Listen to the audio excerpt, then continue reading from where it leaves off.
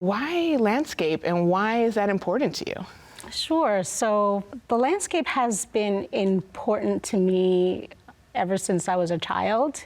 It's where I go to relax, to rest, to recreate.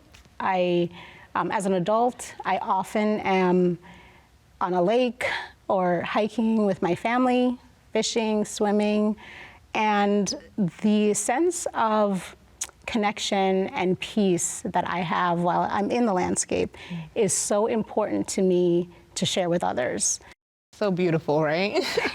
Now, you don't see a lot of figures in your art, so I was wanted to ask, do you ever think you'll put figures, whether it's human, maybe a deer? I don't know. What are your thoughts? Yeah, so for the past, I want to say 10 to 15 years, my aim with landscape, as I mentioned, I go there for peace, and I've purposefully removed, so sometimes I'll paint something, I'll purposely remove any element of humanity in the landscape, because I really just want that raw land. But more recently, especially watching my kids in the landscape, I've been curious and now have this yearning to see people in the landscape. I feel that as a society in general, we've kind of separated ourselves from nature.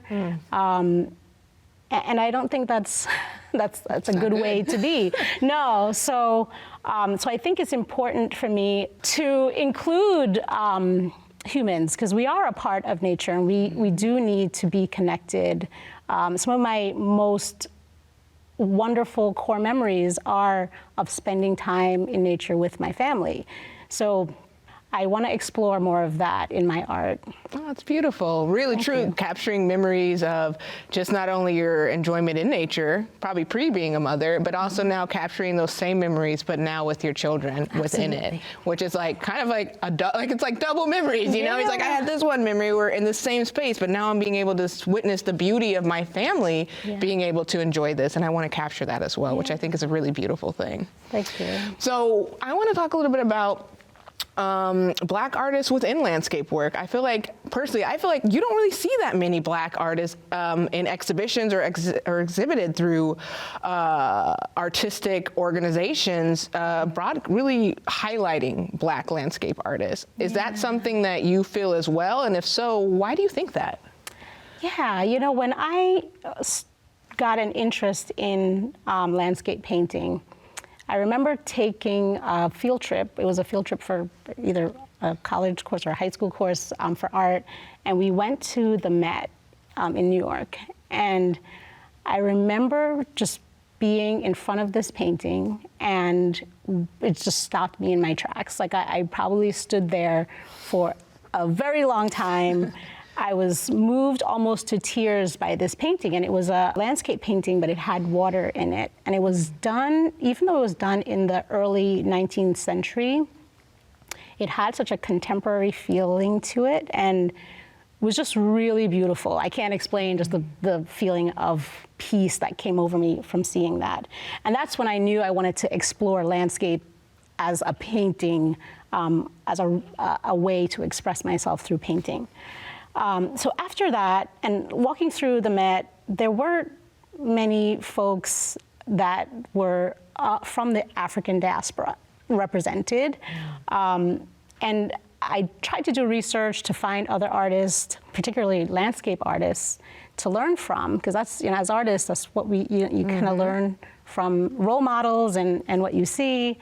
A lot of the painters that I found, at least the ones who were celebrated and in the museums and books were written about, were many European older white men and a handful of women.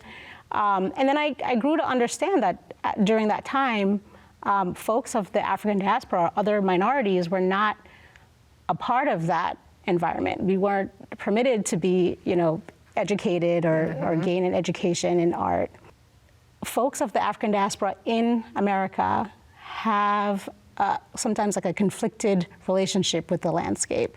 Now, I'm Jamaican. I'm an immigrant to this country, so I don't pretend to know, you know, or know what it's like to be someone of the African diaspora in this country, but I know that the access wasn't there. wasn't. And to learn landscape, with anything, you have to learn from observing. So I go out in the field all the time to study my subject, to practice painting, and then bring that back to my studio. Going outdoors for folks of color during, that Reconstruction era wasn't necessarily the safest thing to do. So I can imagine that historically that could have been a factor of why you didn't see a lot of landscape painters. Back during the Jim Crow era, you had the Highwaymen in Florida, which were a group of several Black painters who were mainly men. I think there was one woman, one woman who painted the Floridian landscape. That they were beautiful.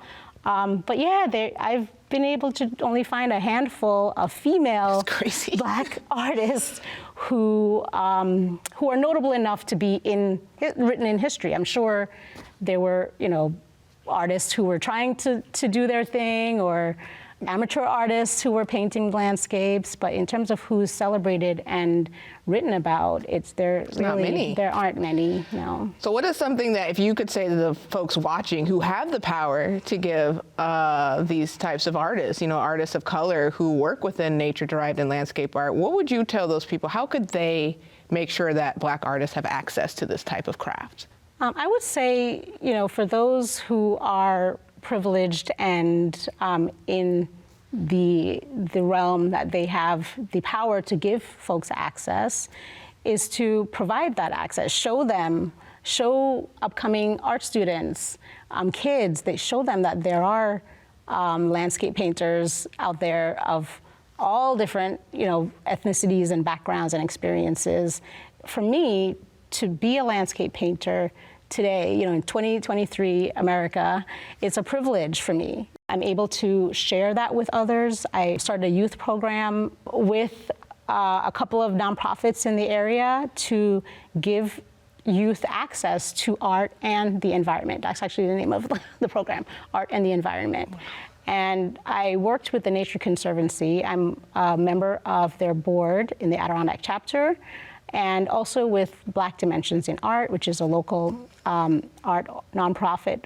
We had 10 youths from the Albany area, and we went to various preserves that are stewarded by the Nature Conservancy. And we brought our watercolors. So we hiked, we went to a waterfall, we went to the Albany Pine Bush, and the kids were just so engaged. They were so connected and centered with what was going on. They were looking at the various plant life and trying to identify them with the Nature Conservancy had a couple of their stewards with us. And it was such a fulfilling and rewarding experience. So I want to ask you one more thing is, Creative February. So you have these beautiful youth programs, and I know you have some for adults as well, but I know you also do something with Creative February, which also helps uplift artists. So would you give us a little bit of information about that? Absolutely. And today's Happy Creative February. Yeah, It's February 1st. first day. Yes. So Creative February is, it's now become a community art project that started really as a personal art project about 9 years ago. I, as a working mom and artist, I was struggling to find time to commit and dedicate to my art. And that year, for my birthday, I told my husband, I just need some time in my studio with me and my art supplies. That's it. That's all we all want. That's all. That's the dream. And he said, okay, and I was like, oh, all right. So this is what we're doing. And I have a good friend who shares my birthday. She's also an excellent artist. Her name is Kate Edwards. And I called Kate up and I said, Kate, this is what we're doing for our birthday this year. That first year, we did accomplish the goal of working on something every single day. We had a show that year. It was called Every Day at the Spring Street Gallery in Saratoga Springs. Love it. And subsequent years, we've kept going, and as the movement grew, we started inviting other artists to participate. Now we have a dedicated social media presence. We have a Facebook group. We also have a branded hashtag, Creative February, that we use online to connect with others. It's only getting bigger. So folks, follow Creative February or Facebook. Also hashtag it. Well, thank you, Takisa. It was great talking to you about all your passions and how much you do provide to the creative community. And I enjoyed speaking to you today. Thanks so much for having me, Jade.